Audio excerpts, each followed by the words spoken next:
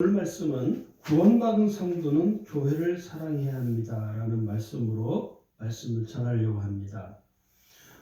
교회는 사람에 의해서 세워지는 것이 아니라 예수님께서 친히 세우셨습니다.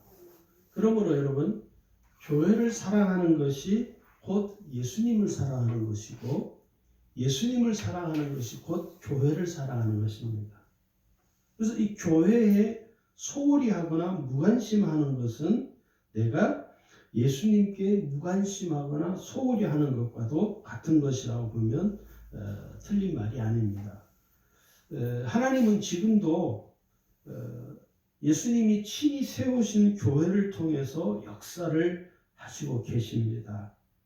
오늘 우리가 이 교회에 대한 올바른 이해가 있어야 됩니다.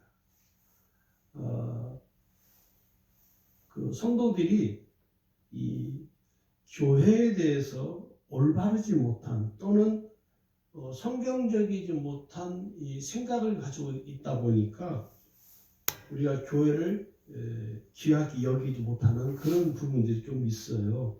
그래서 오늘은 이 교회에 대해서 우리가 좀 말씀을 나누는데, 어떤 면에서 오늘 말씀은 교회론이라고 봐도 틀림이 없습니다. 먼저 우리가 이 교회에 대한 성경적인 좀 이해가 필요합니다.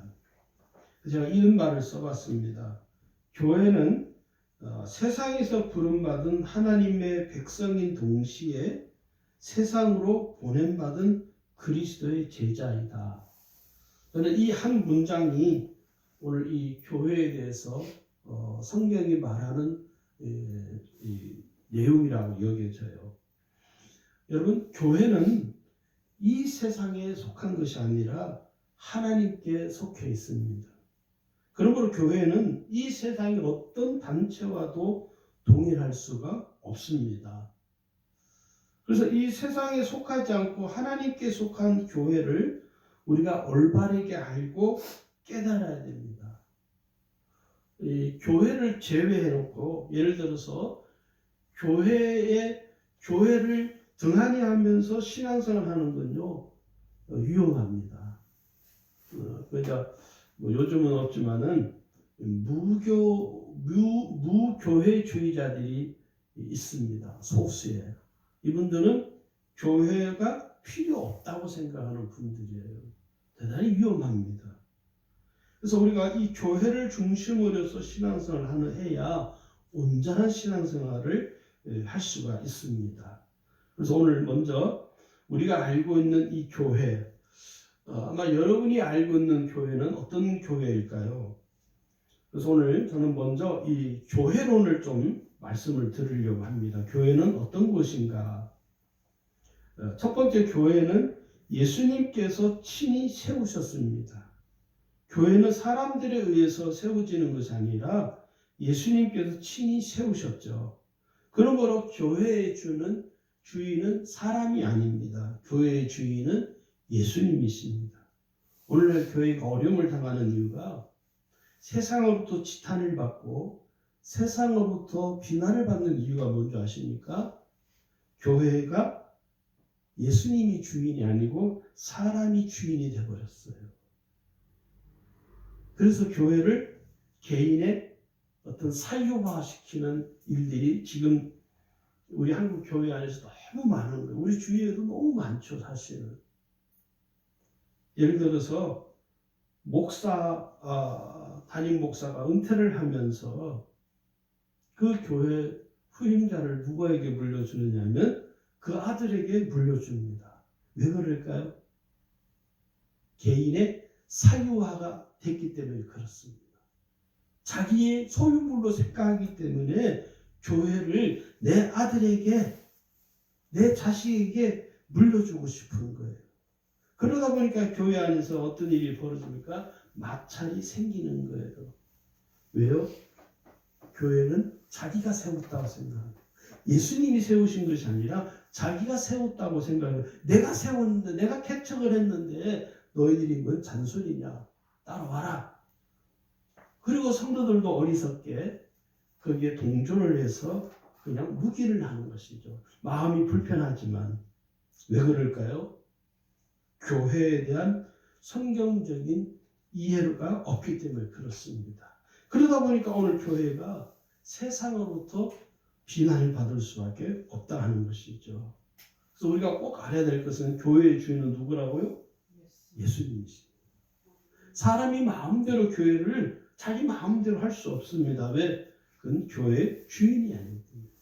교회의 주인은 반드시 예수님이라는 사실을 우리가 잘 알아야 됩니다. 마태복음 16장 18절에 예수님이 이렇게 말씀했어요. 내 교회를 세우리니, 그렇게 예수님이 말씀하셨습니다. 베드로에게 말씀하기를 내 교회를 세울 것이다. 이 교회는 음부의 권세가 이기지 못할 것이다. 자, 두 번째는요, 교회는 뭐냐? 예수님의 몸입니다. 예수님의 몸이에요. 오늘 우리가 읽은 본문에 이 고린도서 12장 12절에 27절까지 보면요, 교회가 몸이라는 사실을 예수님이 고린도서 12장에서 말씀을 하고 있죠. 거기 보면 12절은 몸은 하나인데 많은 지체가 있고 몸의 지체가 많은 한 몸인 것 같이 그리스도도 그러하니라. 너희는 27절에 보면 너희는 그리스도의 몸이요 지체의 각 부분이라. 오늘 우리가 한 몸을 이루고 있습니다. 누구의 몸? 예수님의 몸을 이루는 거예요. 그래서 교회는 우리가 예수님의 몸으로서 다 연결이 되어 있습니다. 어떤 사람은 손가락 역할, 어떤 사람은 발의 역할, 어떤 사람은 귀의 역할, 우리 각자에게 주어진 역할이 다 다릅니다. 그래서 우리가 교회가 한 몸이라는 사실을 우리에게 말하면서, 여러분, 몸은 서로 떼어놓을 수가 없죠. 손이 발한테 이야기하죠. 야, 발, 너는 냄새 나니까 저 떨어져 있어라. 그렇게 할 수가 없다는 거예요. 한 몸으로 다 연결되어 있어서 그 몸에 다 붙어 있는 것이죠. 그 무엇을 이야기하느냐? 한 몸으로서 교회는 아픔도 슬픔도 기쁨도 함께 나누는 것입니다. 그리고 교회는 유기적인 신앙 공동체라는 사실을 예수님의 이 몸으로서 연결되어 있는 것을 우리에게 말하는 것이죠. 그래서 교회는 한 몸인 것이죠. 한 몸. 세 번째는요, 교회는 구원받은 그리스도인들이 모인 곳이 교회입니다. 네. 북한에 가면 가정교회가 있어요, 여러분. 우리가 생각하는, 우리가 이해하고 있는 교회하고 그 북한에서 모여서 예배드리는 성도들이 이해하는 교회는 좀 차이가 있습니다. 그들은 우리처럼 십자가를 높이 세우고 건물을 멋지게 짓고 그런 교회가 아니죠. 거기에는요, 십자가도 없고 강남도 없고 인테리어도 없지만 에어컨도 없지만 그 가정에 모여서 은밀하게 모여서 하나님을 의지하는 그 예수를 믿는 성도들이 모여 있는 그것이 곧 교회입니다. 어떤 면에서 그 교회가 우리보다 훨씬 더 성경적인 교회일 수도 있습니다. 그들이 훨씬 우리보다 믿음이 더 좋을 수 있습니다. 왜? 그들은 목숨을 걸고 그들은 예배 드릴 때마다 모여서 하나님 앞에 예배 드리기 때문에 그 곳이 바로 교회라는 것입니다. 중국도 지금 많이 변했지만 중국의 이 가정교회를 가보면 옛날 같지도 않죠. 중국 가정교회도 가서 이렇게 보면은 여전히 그 가면은 가정 안에서 거기는 뭐 강단도 없어요. 그냥 가정 안에 모여서 같이 예배드리고 기도하고 찬양하고 말씀 듣고 그래요. 우리처럼 뭐 십자가가 높이 세워졌다든가 우리처럼 뭐 실내 인테리어를 멋지게 해가지고 막 조명을 막 화려하게 막 비추고 그런 것이 아니라 그 가정 집 안에서 한 3, 4명, 4, 5명이 모여서 예배드리는 것이죠. 그것이 곧 교회입니다. 예수 믿는 구원받은 성도들이 모인 곳이 곧 교회를 의미하는 것이죠. 그래서 교회는 여러분 서로 다른 신앙을 갖고 있지 않는 것이고 예수님을 구주로 동일하게 고백하는 신앙의 공통점을 가지고 있습니다. 그래서 교회는 같은 신앙을 고백하는 사람들이 모인 공동체이죠. 우리가 같은 말을 하고 같은 마음을 품고 같은 뜻으로 같은 신앙으로 함께 모여 있는 곳, 그곳이고 교회이다 하는 것입니다. 오늘 고린도전서 1장 10절에 보면 형제들아 내가 우리 주 예수 그리스도의 이름으로 너희를 권하노니 모두가 같은 말을 하고 너희 가운데 분쟁이 없이 같은 마음과 같은 뜻으로 온전히 하라. 이게 동일한 신앙, 동일한 믿음을 고백하는 사람들이 바로 교회이다 하는 것입니다. 네 번째는 교회는 어떤 것이냐면 복음을 가르치고 선포하고 전하는 곳입니다. 교회는 복음을 반드시 선포하는 것입니다. 그리고 그 복음을 꾸준히 가르치는 곳이에요. 그래서 교회가 해야 할 가장 첫 번째 사명이 뭐냐면 복음을 증거하는 것입니다. 복음을 증거하지 않는 교회는 교회라고 할 수가 없죠. 신천지가 교회일까요? 아닐까요? 교회가 아닙니다. 자꾸 세상 사람들은 교회에 대해서 모르니까 신천지 교회라고 표현을 쓰잖아요. 우리가 듣기에는 참 불편한 아주 그런 이죠. 그들은 교회가 아닙니다. 그들은 사이비 집단이라고 그러죠. 교회는요 복음을 선포하고 그들이 왜 교회가 아니냐면 정통교회 우리같이 기존의 정통교회에 있는 성도들을 빼가는 거예요. 어떤 교회는 교회 통째로 그냥 빼가기도 하고 그들은 복음을 증거하는 것이 아니라 사람을 미혹시키는 것이 그래서 교회가 아닌 거예요. 그리고 그들은 예수를 믿지 않습니다. 하나님을 하나님으로 믿지 않습니다. 오직 이만희가 하나님이고 이만희가 예수고 이만희가 교주예요. 그래서 우리는 교회는 복음이 증거되어지는 것이죠. 예수 그리스도를 증거하고 예수 그리스도를 말씀을 가르치고 예수 그리스도의 말씀을 전하고 그래서 디모데후서 4장 2절에도 너는 말씀을 전파하라 때를 얻든지 못 얻든지 항상 힘써라 이렇게 말씀하죠. 다섯 번째는요. 교회는 하나님의 영광으로 충만한 곳입니다. 교회는요. 하나님의 영광으로 가득한 곳이에요. 그래서 교회를 통해서 하나님의 영광이 드러나야 됩니다. 사람의 영광이 드러나는 것이 아닙니다. 교회는 하나님의 영광이 드러나는 곳이에요. 그래서 교회는 이 사람의 소리가 나가면 안 돼요. 하나님의 소리가 드러나야 돼요. 근데 자꾸 우리가 교회 안에서 성도들 교회 안에서 보면 자꾸 사람의 소리가 더 커지죠. 목소리가 커지고 격해지고 교회가 이 사람의 소리가 격해질 때가 언제냐면 우리 감리 같은 경우는 지방이 할 때. 그래서 우리 지방에는 그래도 아직까지는 은혜로운 지방이에요. 누가 지방일 때 막 소리를 지르고 격하게 하는 사람이 없기 때문에 아직까지는 앞으로 어떻게 될지 모르겠지만 연애 때 하고 있어. 그래서 우리 삼남연애가 상당히 은혜로운 연애입니다. 연애 때 보면은 소리가 격해져가지고 흥분하고 서로 싸우고 그런 모습이 없어요. 근데 어느 때 가면은 제가 장로교를 지칭하기는 교단을 지칭하게 되지만은 어느 대형 교회가 세습 문제로 해서 그 총회를 하는데 그 목사님들끼리 서로 막 언성을 높이고 싸우는 거예요. 저도 청년 시절 때 보지 못할 꼴을 제가 본 적이 있어요.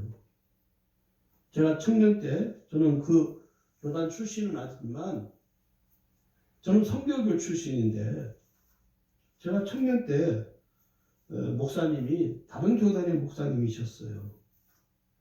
그분이 지금 미국에서 목회를 하시는지 모르겠는데 이분이 저를 데리고 이제 앞으로 신학교를 가고 목회를 할 사람이니까 저를 데리고 그 지방의 총회에 저를 데리고 갔어요.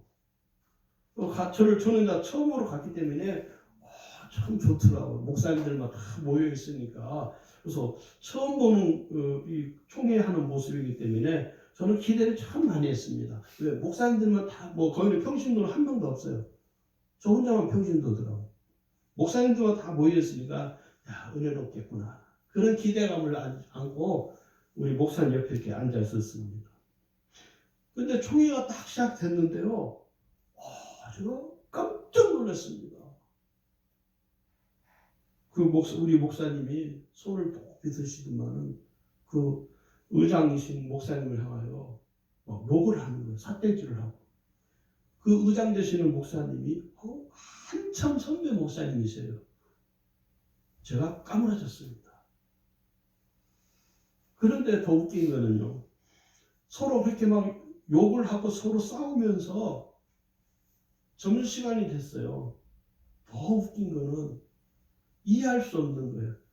점심 밥을 먹는데요. 그렇게 서로 욕을 하고 인상을 쓰고 욕하던 서로 그분들이 앉아서 서로 언제 그러냐는 듯이 허허허 웃으면서 또 밥을 먹는 거예요. 제가 뒤로 나빠졌습니다. 야, 사람이 이렇게 이중적이구나. 앞에서는 그렇게 욕을 하더만 나중에 뒤에 가서는 밥 먹을 때는 언제 그러냐는 듯이 또 밥 먹고 이제 오후가 돼서 회의를 또 하는데 또 서로 싸우는 거예요. 제가 그때 결심을 했습니다. 그 회의를 마치고 집에 가면서 결심했습니다. 내가 이 교단의 신학교는 절대 안 가야지. 그리고 저는 얼마 있다가 이제 다른 교회로 제가 이사를 가면서 전라도로 이사를 가면서 거기를 제가 떠나게 됐습니다. 지금 생각해 보면 저는 하나님의 인도하심으로 믿어요. 제가 그 교단에 목회를 안 하게 된 이유가 그 목사님 때문이었습니다. 그렇게 교회에서는 선하게 그 은혜로운 설교를 하시는 목사님이 지방의 총회에 가서는 막 온갖 욕을 하고 삿대질을 하고 저 젊은 저 20대 청년이 저에게 얼마나 그게 시험이 되는지 지금 생각해 보면 하나님의 인도하심이죠. 왜 그럴까? 교회에 대한 그 목사님 자신도 교회를 잘 모르는 것이죠.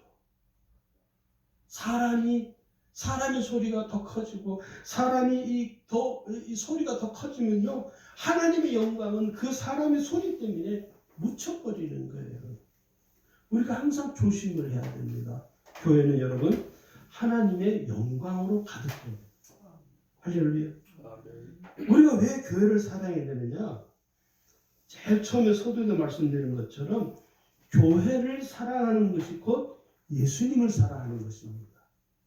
교회를 사랑하는 것이 곧 하나님을 사랑하는 것이에요. 왜 그러냐? 하나님께서는 오늘 예수님이 친히 세우신 교회를 통해서만 역사하고 계십니다. 그래서 교회는 하나님의 임재가 충만한 곳입니다. 왜 교회를 사랑해야 되느냐? 첫 번째는 예수님께서 친히 교회를 세우셨기 때문입니다. 예수님이 세우셨어요. 교회는 사람이 세우는 것이 아닙니다. 예수님이 세우시는 것입니다. 그러므로 우리가 예수님을 구주로 믿고 영접하고 사는 성도들은 신실한 나의 신앙과 나의 거룩한 마음을 담아서 예수님이 친히 세우신 이 교회를 진심을 다하여 사랑하고 헌신하고 서로 섬겨야 합니다. 할렐루야. 아멘. 제가 오래전에 제가 전도사 때 학부 부산에 있는 경성대 신학과를 다닐 때요. 제가 그 재송대에 있는 장로교에서 섬긴 적이 있습니다. 저는 이제 그 통합측 서울에 있는 장신대 신대원 거기 이제 통합측 목회를 할 마음 처음부터 통합측에서 제가 목회를 하고 싶어서 학부를 졸업하면 서울의 광남에 있는 그 장신대 신대원에 거기 이제 공부를 해서 거기 들어가서 통합측 목회를 해야지. 그래서 제가 3학년 때 대학교 3학년 때 장로교에 있는 교회를 이제 전도사로 전임 전도사로 나갔습니다. 그 교회에서 사택도 이렇게 제공하고 반지하지만 교회 안에 사택이 또 있었어요.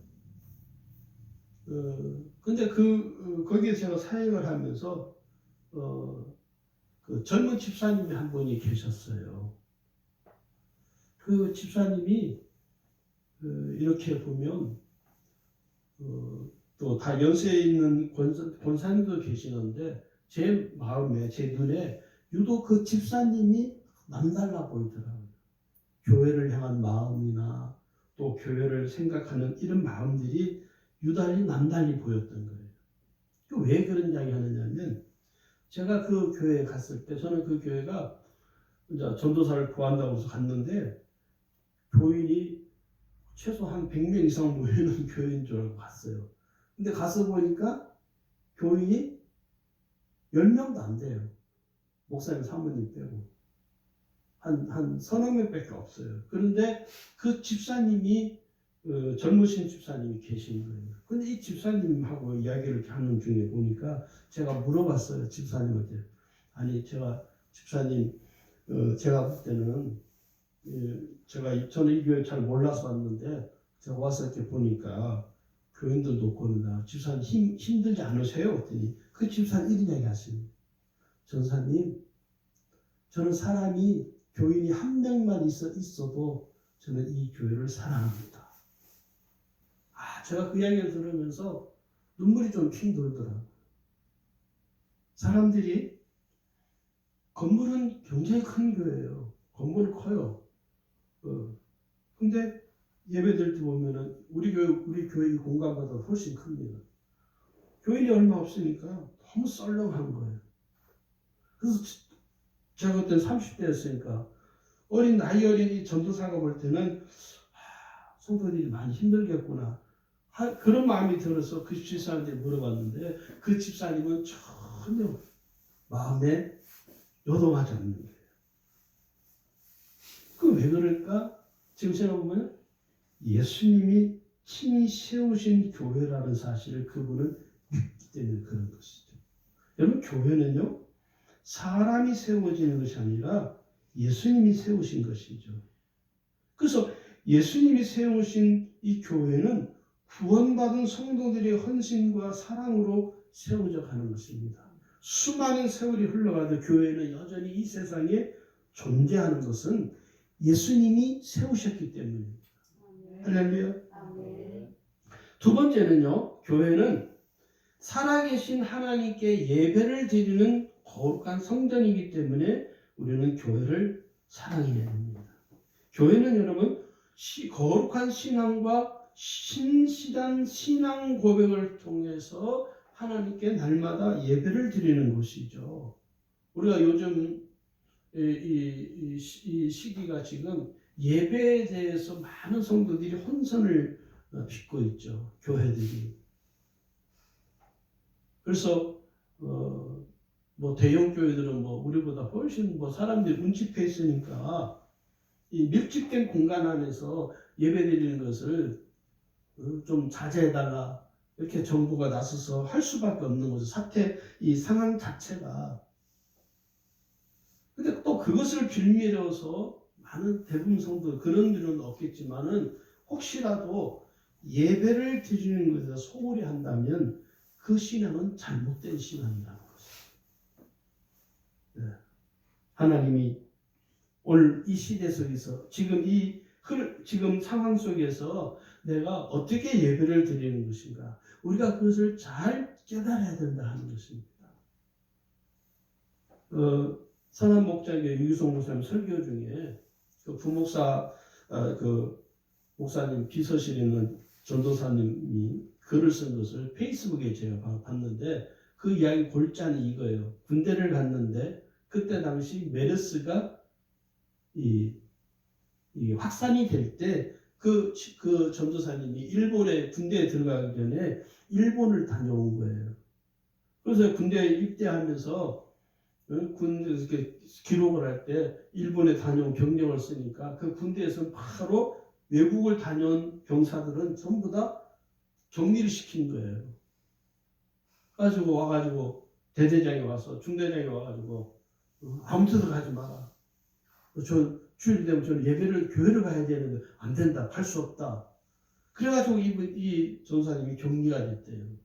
요즘은 이제 자가격리죠. 부대 안에서 격리를 시킨 거예요. 주일날이 됐는데 교회를 못 가니까 중대장님한테 부탁을 한 거예요. 그러면 제가 여기서 예배를 드릴 수 있도록 해달라고. 그래서 그 중대장 되시는 분이 그 중대장실을 그 전사한테 여기서 예배를 드리라고 했대요. 그 혼자서 그 예배를 드리는 그 공간에 앉았는데 마음이 무거울 수가 없더라는 거예요. 그런데 찬양을 하고 기도를 하고 성경을 보면서 이분이 은혜를 체험한 거예요. 하나님의 영광이 그 예배드리는 홀로 예배드리는 그곳에 가득 임재하고 하나님이 실제로 자기 예배를 받으시는 그 은혜를 경험하고 이 전도사입니다. 홀로 예배드리는 것이 아니라 하나님이 지금 예배드리는 이곳에 나와 함께 계신다는 믿음의 확신과 은혜가 경험이 되어지니까 지금도 그래서 이번에 지금 이 코로나 사태로 인해서 온 성도들이 인터넷 예배 드리고 하는 그 환경 속에서 그 감정을 받아 쓴 거예요. 저도 그걸 읽으면서 오늘 우리가 지금 어쩌면 지금 이 시대에 예배를 드리는 우리의 신앙의 실제 모습을 하나님은 보시고 계신다. 저는 그렇게 생각이 되었죠. 네, 그런 건 아마 없을 거예요. 잘 됐네. 예배단들 얼마나 좋아. 인터넷 예배들이 얼마나 좋아. 집에서 인터넷 예배들 이불 속에도 누워서 예배드리고. 만약에 그런 분이 계시다면 그분은 하나님을 모독하는 것입니다. 그건 예배가 아니죠. 어쩌면 지금 이 어려운 이 시기에 하나님은 오늘 우리 믿는 성도들을 보면서 하나님께서 우리를 보고 계실 때 여러분 우리가 예배드리는 우리 삶이 하나님을 실망시키는 일이 되지 않도록 우리가 각별히 주의해야 됩니다. 하나님은 어떤 자를 어떻게 예배드리는 자를 찾으시냐면 신령과 진정으로 예배드리는 자를 찾고 계신다는 것이 요한복음 4장 23절 24절에 말씀했죠. 왜요? 하나님은 영이시니까. 그래서 하나님은 영이시기 때문에 예배하는 자가 신령과 진정으로 예배를 드려야 된다는 거예요. 영과 진리로 예배를 드려야 한다는 것입니다. 그 다음에 세 번째는요. 교회는 성도들에 의해서 세워져 가기 때문에 교회를 사랑해야 합니다. 여러분 성도들이 교회에 관심을 갖지 않고 무관심한 채 살아간다면 그 교회는 곧 사라지게 될 것입니다. 여러분도 다 아시죠? 유럽의 교회들이 사라지는 것은 왜 사라질까요? 그건 다른 게 아닙니다. 성도들이 교회에 대해서 무관심했기 때문에 생겨난 결과예요. 미국도 마찬가지고 서유럽, 북유럽 마찬가지고 지금 우리 한국 교회도 그런 이 조짐이 보여요. 사실 성도들이 교회에 대해서 무관심하죠. 그 왜 그럴까요? 우리 한국 교회도 예외가 아니라는 거예요. 오늘 성도들이 교회에 대해서 별 관심이 없어요.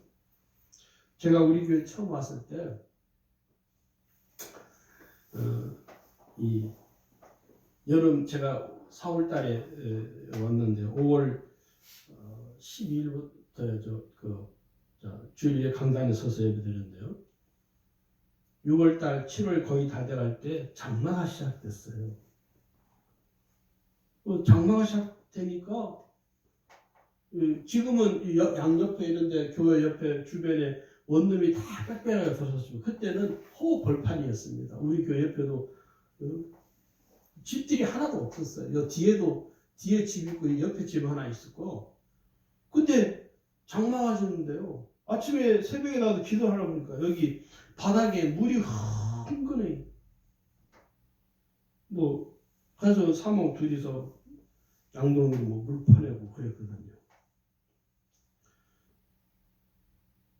그렇게 우리 교회가 지금까지 이렇게 왔어요. 근데 정복모 집사님이시라고 지금은 권사님이신데 그분이 교회에서 가까운 이 옆에 사시다가 저 북구 쪽으로 이사를 갔어요. 굉장히 멀거든요. 교회 오려면 버스를 2번을 타야 돼요. 이분이 몸이 불편하신 분이에요. 우리처럼 정상이 아니세요. 좀 장애가 있으세요. 근데 그분이 매주 또 수요일 날도 오시고 주일 날 계속 오시고 그래서 제가 그때는 우리 교인이 더 숫자가 적을 때니까 내 욕심만 목사 욕심으로만 저 불편한 분이 교회 계속 오게 해야 되나 어째야 되나. 그래서 제가 집사님 몸 힘드니까 가까운 감리교회를 우리 감리교회를 소개해 줄 테니까 거기를 꼭 다니시라고. 근데 그 이사한 곳 지역 그 집사님 아파트 가까운 곳에 감리교회가 없어요. 그래서 하는 수 없이 교회에서 그 아파트 집에서 가장 가까운 이제 교회를 다니게 하셨는데 이분이 교회가 어떤지를 너무 잘 아니까 여름 비만 오면은 비만자 오면은 전화가 와요. 우리 교회를 다 안 나오신데도 사모님 교회 어때요? 괜찮다고. 또 겨울 되면 또 전화가지고 사모님 교회 어때요? 이렇게 염려하고 걱정하고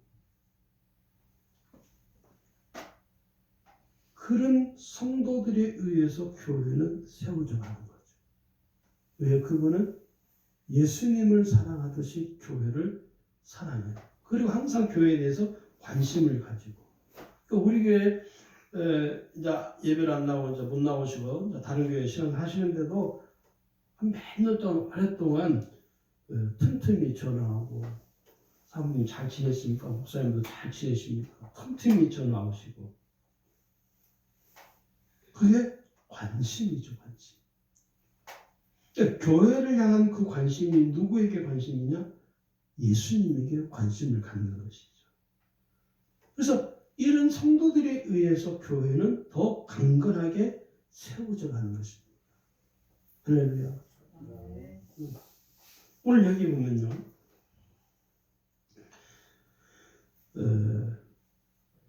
에베소서 2장 21절 22절에 보면 그의 안에서 건물마다 서로 연결하여 주 안에서 성전이 되어가고 너희도 성령 안에서 하나님이 거하실 처소가 되기 위하여 그리스도 예수 안에서 함께 지어져 가느니라. 우리가 예수 안에서 함께 지어져 간다는 것이죠. 여기 이 덕신에 우리 주님의 교회가 더 강건하게 세워지느냐 흔적도 없이 사라지냐 하는 것은 전적으로 성도들에게 달려 있습니다. 할렐루야. 별로 아멘이 없으시네. 제가 여기 오기 전에 섬겼던 교회는요. 역사가 60년이 된 교회입니다. 부산에서는 가장 오래 첫 번째 감리교 모교이거든요. 제가 그 교회 사역하면서 감동받은 게 있어요. 그게 뭐냐면 거기는요 60년이 되다 보니까 교회가 이 신앙 세대가 있어요. 1대, 2대, 3대 할아버지 본인 또 자녀들 한 3대, 4대째 신앙생활을 그 한 교회에서 쭉 하는 성도들이 많습니다. 거의 한 3분의 2 이상이 되죠. 근데 그분들을 보면요. 교회가 60년 동안에 있으면서 얼마나 많은 달임자들이 바뀌었겠습니까? 그죠?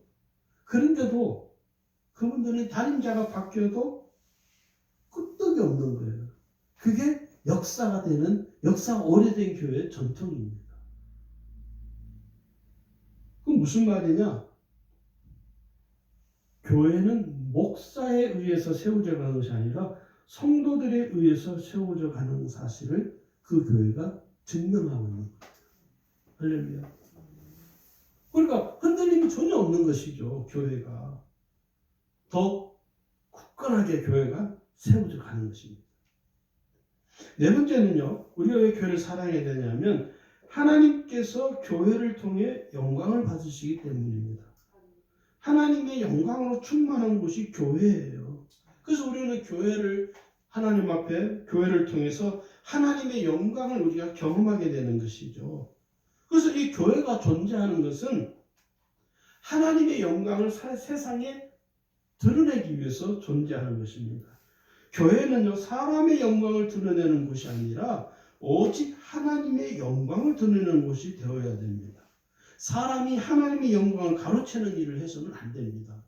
그거는 죄입니다, 죄. 오늘 교회가 사람의 영광을 드러내서는 안 됩니다. 오직 하나님의 영광만 드러나는 곳이 되어야 한다는 것이죠. 자, 그러면 우리가 교회를 어떻게 사랑해야 되느냐? 첫 번째는요, 교회 중심의 신앙생활을 하셔야 됩니다. 이스라엘 민족은요, 12지파가 성막을 중심으로 생활을 했습니다. 광야에서도 구름기둥과 불기둥과 메추라기가 만나로 먹이신 그 하나님이 이스라엘 백성들을 인도하시고 보호하시는 그 광야에서의 생활에서도 그들은 12지파들은요, 성막을 중심으로 이동을 했습니다. 그건 뭐냐? 이 성막 중심, 성전 중심의 신앙생활을 했다는 것이죠. 그 전통은 지금도 저는 동일하다고 봅니다. 성도들이 교회를 중심으로서 이 신앙생활이 이루어져야 됩니다. 서울의 어느 교회, 오래전입니다. 제가 그 신학생 때 잠실에 있는 큰 교회에서 세미나가 있어서 갔는데 그 목사님이 나오셔서 그 간증을 하시는 거예요. 그분이 잠실에 있는, 제가 교회 이름은 지금 하도 오래돼서 기억을 안 나는데, 자기가 담임 목사를 부임을 갔는데 교회는 큰데 그 교회 주변의 성도들은요 10가 정도 채 안 된대요. 그래서 목사님이 참 의아하게 생각했다는 거예요. 아니, 교회가 있는데 교회 주변에 왜 성도들이 어떻게 세상에 10가 정도 살지 않을까? 너무 이해가 안 돼서 이분이 목회를 하면서 성도들에게 그랬대요. 교회에 대한 설교를 하시고, 여러분, 그래도 교회 주변에 성도들이 많이 살아야 우리가 이 지역을 전도할 수 있고 선교할 수 있지 않겠냐고. 그렇게 그래서 여러분 되도록이면 여러분 사는 집을 팔고 교회 주변에 와서 교회 주변에 있는 집들을 좀 사시고, 전세 사시는 분들은 교회 주변에 전세집을 얻어서 좀 와서 이사를 해달라고. 그런데요, 한 1년이 거의 지났는데 1년이 지나서 목사님이 이제 그 교회 주변에 성도들이 몇 가정이 사는가를 조사를 했대요. 놀라운 일이 벌어졌어요. 약 70%가 성도들이 교회 주변으로 다 이사를 온 거예요. 어떤 분은 집을 사기도 하고 어떤 분은 전세로 오기도 하고. 그래서 그 이후로 그 교회가 급성장하게 교회가 성장을 했다는 거예요. 무슨 말이냐면 교회가 정말 교회 주변의 성도들이 거의 없다 싶어 하는 그때는 그런 일이 없었는데, 교회 주변의 성도들이 이사를 오고 모여들면서 교회가 그때부터 북적북적하기 시작하고 또 사람들이 전도할 수 있는 일들이 벌어지기 시작했다는 것입니다. 이게 이제 교회 중심의 신앙생활을 하는 것이죠. 두 번째는요, 각자의 달란트로서 서로 섬기며 헌신해야 됩니다. 하나님께서는 우리 각자에게 알맞는 달란트를 다 주셨어요. 각자에게 주신 달란트가 있습니다. 그 내게 주신 달란트를 가지고 서로 섬기고 헌신하는 것입니다. 이게 오늘 구원받은 성도들의 삶이고 사명이라는 것입니다. 여러분 각자에 주신 달란트가 있어요. 어떤 분은 목사님 저는 달란트가 없어요. 그런 분이 있어요. 왜 없다고 생각하세요? 그랬더니 목사님 저는 아는 것도 없고 배운 것도 없고 저는 뭐 특히 제가 잘할 수 있는 게 아무것도 없습니다. 그거는 자기에게 있는 어떤 재능을 찾으려고 하는 거예요. 여러분 우리에게는요 오늘 이 달란트, 하나님 내게 주신 달란트는 사람에게 주신 재능하고 다릅니다. 하나님 내게만 허락하신 달란트가 다 있습니다. 그 달란트를 가지고 내가 섬기는 거예요. 그 달란트는요, 그 달란트가 귀하든 예를 들어서 뭐가 표현해야 될까요? 작은 것이든 큰 것이든 상관없이 하나님 내게 주신 달란트를 가지고 섬기면 되는 것입니다. 오늘 내게 주신 달란트가 다 있다는 거예요. 그걸 가지고 내가 섬기는 거예요. 그래서 내가 내게 주신 달란트를 가지고 내가 섬길 때 우리가 가장 중요한 게 뭐냐면 예수님의 마음으로 섬기는 것입니다.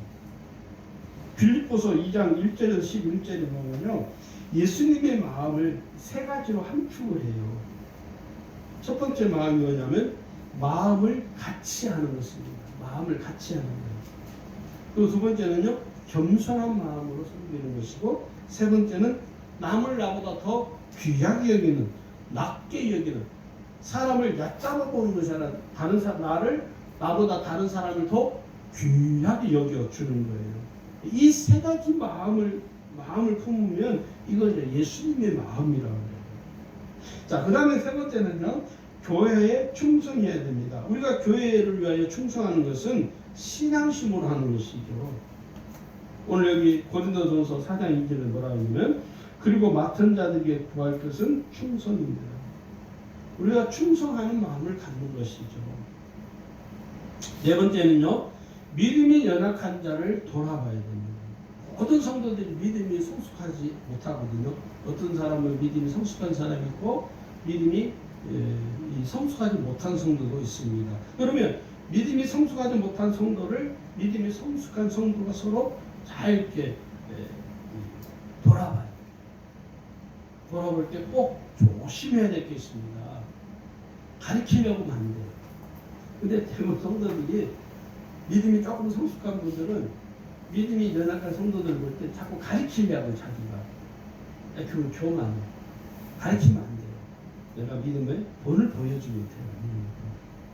제가 부산 제일교회에서 전도사로 제가 사역을 할 때 지금은 이제 선한목자교회에서 목회를 하신 우희소 목사님이 한 번도 우리 부교육자들한테 목회는 이렇게 하는 것이다, 설교는 이렇게 하는 것이다, 신방은 이렇게 하는 것이다, 기도는 이렇게 하는 것이다 가르친 적이 없어요. 한 번도. 제가 거기서 5년 넘게 사역을 했는데 그분에게 배웠는데 한 번도 말로 가르치려고 한 적이 한 번도 없어요. 뭘 어떻게 보였느냐, 그분은 자기의 목회하는 모습을 통해서 우리에게 보여준 거예요. 우리에게 보여주기 위해서 목회를 한 건 아니죠. 그래서 제가 지금도 제가 목회를 하면서 힘들고 어려운 그 순간을 볼 때마다 저는 그 유목사님이 목회했던 그 시절을 꼭 생각해요. 제가 그분을 보면서 배웠기 때문에 그때는 목사님 이렇게 했지, 이렇게 힘들고 어려울 때는 유목사님 이렇게 목회를 하셨지. 그러니까 우리는 자꾸 믿음이 연약한 줄을 돌아볼 때 어떻게 하냐, 우리는 자꾸 그 사람을 설득하려고 해요. 말로 자꾸 가르치려고 해요. 그러니까 뭐가 문제가 되느냐, 믿음이 연약한 자가 못 받아들이는 거예요. 우리가 항상 다른 사람을 돌아볼 때는 겸손한 마음으로 그 믿음이 연약한 사람의 눈높이에서 그분을 돌아봐야 됩니다. 할렐루야. 그 다음 마지막으로는요, 교회 일에 적극적으로 나서야 됩니다. 이건 뭐 누구나 잘 알죠. 이런 표현을 하고 싶어요. 교회 일에 적극적으로 나설 때 저는 두 가지 꼭 비유를 해야 하는데, 교회 안에는요, 구경꾼과 주인공이 있다는 거예요. 뭐 우리 교회는 뭐 그렇지 않지만 좀 큰 데라면요, 구경꾼이 더 많죠, 주인공보다. 구경꾼들은 뭐냐? 구경만 하는 것이죠. 관망만 하는 거예요. 구경만 하는 거예요. 자기가 뭘 하려고 하지 않죠. 주인공은 뭐죠? 주인공은 자기가 나서서 막 하는 거예요. 내가 나서서 직접 하는 것이죠. 근데 우리가 알아야 될 게 뭐냐면, 하나님은 구경꾼들에게서는 관심이 없습니다. 여러분, 성경 인물들을 우리가 한번 좀, 여러분 성경을 보면서 인물 중심의 그 성경을 좀 잘 보세요. 한번. 그 인물들이 특징이 뭐냐면 구경꾼이 아니라 주인공으로 살았다는 거예요. 아브라함이 그렇잖아요. 아브라함이 구경꾼이 아니잖아요. 노아가 구경꾼이 아니죠. 다윗이 구경꾼이 아니죠. 사도 바울이 구경꾼이 아니죠. 다 그 삶의 주인공으로 살았던 인물들이에요. 그러니까 하나님이 그들에게 관심을 가지시고 하나님이 그들을 인도하시고 축복할 수밖에 없었다는 거예요. 오늘 우리 주님에게 모든 성도들이 이 주님의 교회를 세우신 그 주님을 위하여 신실한 믿음으로 서로 섬기는 삶이 되기를 주의 이름으로 축원합니다.